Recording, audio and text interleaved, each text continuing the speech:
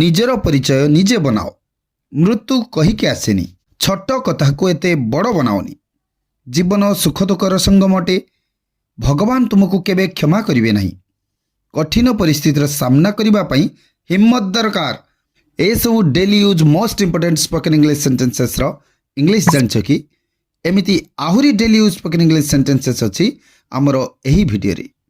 ଭିଡ଼ିଓଟିକୁ ଆରମ୍ଭରୁ ଶେଷ ପର୍ଯ୍ୟନ୍ତ ନିଶ୍ଚିତ ଦେଖିବେ ଓ ସେଣ୍ଟେନ୍ସେସ୍ ପ୍ରାକ୍ଟିସ୍ କରିବେ, କାରଣ practice makes man perfect. So ଆମର ଫାର୍ଷ୍ଟ ସେଣ୍ଟେନ୍ସ ହେଉଛି, ତୁମେ ସବୁ ଜିନିଷକୁ ଗଡ଼ବଡ଼ କରିଦେଇଛ। ତୁମେ ସବୁ ଜିନିଷକୁ ଗଡ଼ବଡ଼ କରିଦେଇଛ। You have made a muddle of everything. You have made a muddle of everything. ତୁମେ ଏତେ ସହଜରେ ମୋତେ ଫସାଇ ପାରିବ ନାହିଁ। ତୁମେ ଏତେ ସହଜରେ ମୋତେ ଫସାଇ ପାରିବ ନାହିଁ। You can't lose me so easily. You can't lose me so easily. ନିଜର ପରିଚୟ ନିଜେ ବନାଅ। ନିଜର ପରିଚୟ ନିଜେ ବନାଅ। Create your own identity.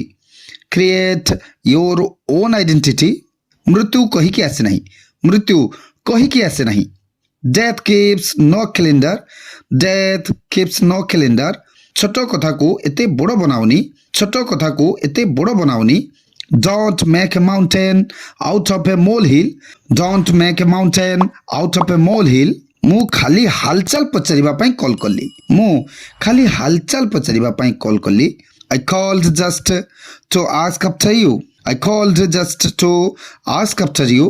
ଜୀବନ ସୁଖ ଦୁଃଖର ସଙ୍ଗମଟେ। ଜୀବନ ସୁଖ ଦୁଃଖର ସଙ୍ଗମଟେ। Life is a confluence of will and woe. Life is a confluence of will and woe. ଯଦି କିଛି ଅଭିଯୋଗ ନାହିଁ ତ ମୋ କଥା ମାନି ନିଅ। ଯଦି କିଛି ଅଭିଯୋଗ ନାହିଁ ତ ମୋ କଥା ମାନି ନିଅ। If there is no objection, please consider my.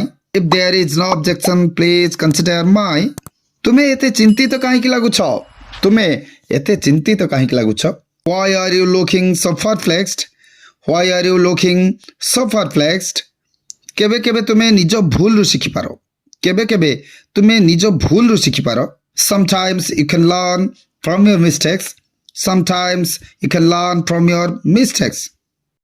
କଠିନ ପରିସ୍ଥିତିର ସାମ୍ନା କରିବା ପାଇଁ ହିମ୍ମତ ଦରକାର। କଠିନ ପରିସ୍ଥିତିର ସାମ୍ନା କରିବା ପାଇଁ ହିମ୍ମତ ଦରକାର। It takes fortitude to face hardships. It takes fortitude to face hardships. ତାଙ୍କର ହସ ଖୁସିର ସ୍ୱଭାବ ସମସ୍ତଙ୍କୁ ପସନ୍ଦ ଆସିଲା। ତାଙ୍କର ହସ ଖୁସିର ସ୍ୱଭାବ ସମସ୍ତଙ୍କୁ ପସନ୍ଦ ଆସିଲା। His jocular nature was liked by everyone. His jocular nature was liked by everyone. ଭଗବାନ ତୁମକୁ କେବେ କ୍ଷମା କରିବେ ନାହିଁ। ଭଗବାନ ତୁମକୁ କେବେ କ୍ଷମା କରିବେ ନାହିଁ। God will never let you off the hook. God will never let you off the hook. ଯାହା ବି ହେବ ତାର ପରିଣାମ ତୁମକୁ ଭୋଗିବାକୁ ହେବ। ଯାହା ବି ହେବ ତାର ପରିଣାମ ତୁମକୁ ଭୋଗିବାକୁ ହେବ। All consequences dawn on you. All consequences dawn on you. ଯାହା ହେବ ଦେଖାଯିବ। ଯାହା ହେବ ଦେଖାଯିବ। I am bracing for the worst. I am bracing for the worst. କାହାର ବିଶ୍ୱାସ ଜିତିବା ପାଇଁ ସମୟ ଦରକାର। କାହାର ବିଶ୍ୱାସ ଜିତିବା ପାଇଁ ସମୟ ଦରକାର। It takes time to win someone's trust. It takes time to win someone's trust. ମୋ ସହ ପଙ୍ଗା ନେବା ମହଙ୍ଗା ପଡ଼ିବ। ମୋ ସହ ପଙ୍ଗା ନେବା ମହଙ୍ଗା ପଡ଼ିବ। Messing with me will be costly. Messing with me will be costly.